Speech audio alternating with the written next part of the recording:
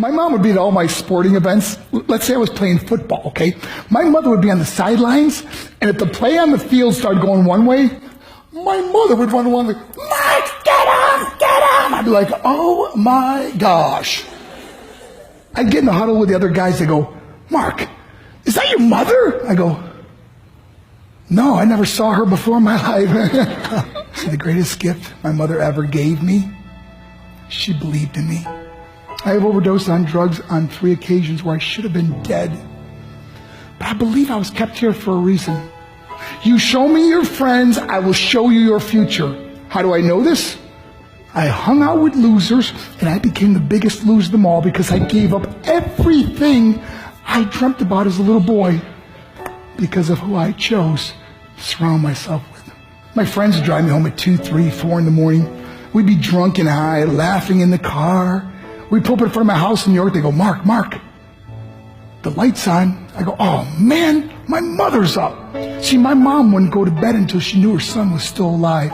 I'd walk in, she'd say, hi Mark, how was your night? I go, it was good, Mom, I'm just gonna go to bed. She goes, can I talk to you for a minute? I go, Mom, I'm tired, I'm just gonna go to bed. She goes, Mark, I haven't seen you all day and all night. Can I please talk to you? I said, man, just leave me alone. You bug me. I'd slam my bedroom door on the one person who believed in me. I was on a worldwide tour and we were wrestling overseas in Japan. After my wrestling match, I went upstairs to my hotel room and I fell asleep. There was a knock at my door at 3 o'clock in the morning. I got out of bed and I looked through the safety window and I could see it was a Japanese promoter. So I opened the door and he said, Mark, you need to call home. There's been an emergency.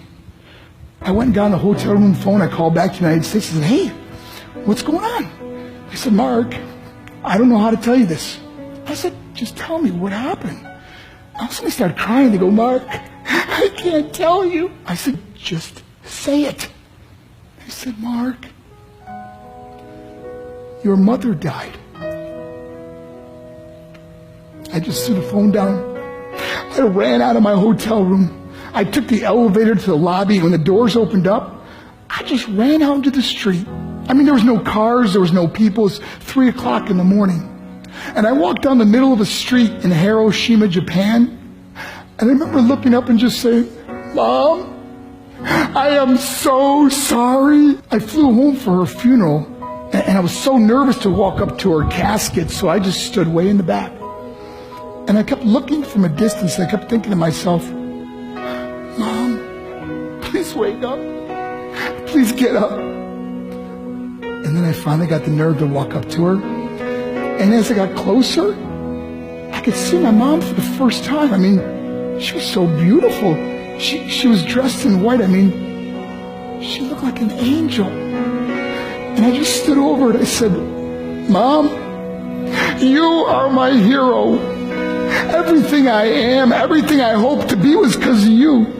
You loved me so much. You gave me a life. You're the only one that ever believed in me. How did I repay her? By getting drunk, by getting high, by getting stupid, by hanging out with losers? For what?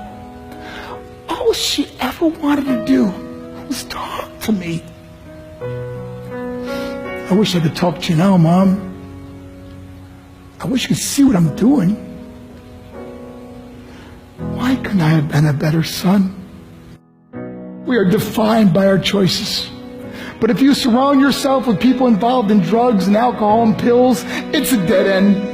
I'm not here to preach to you. I'm here to tell you I lived that life. It leads to broken hearts, broken relationships, broken dreams, and death. For what? To get high? If you have a mother or a father, when you go home, tell them how much you love them.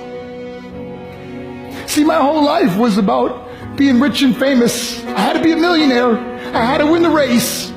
I had to win the race at the expense of my marriage, my family, my friends. For what? To be all alone in the world? I learned what is truly important, and that is how precious this gift of life is, and our families, and how quickly it can be taken away. See, I no longer live in time. I live in moments. See, it's not what's in your pocket that matters. It's what's in your heart that truly matters. Love Love is just a word until somebody comes along and gives it meaning. You're the meaning.